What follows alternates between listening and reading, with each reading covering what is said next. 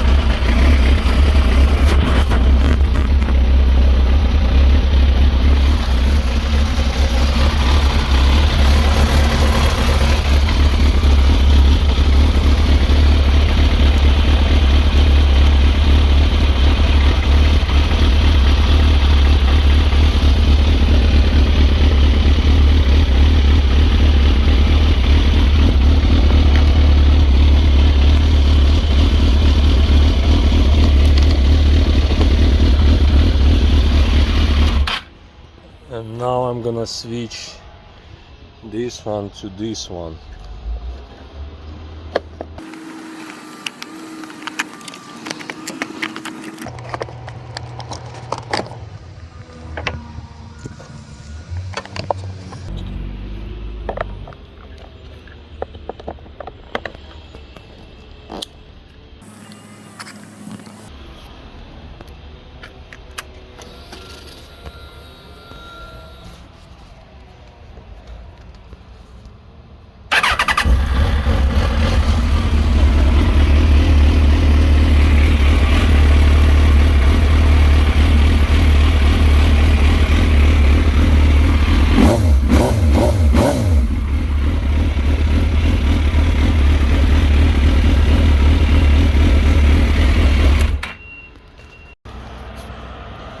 So as I said, this is absolutely working ECU.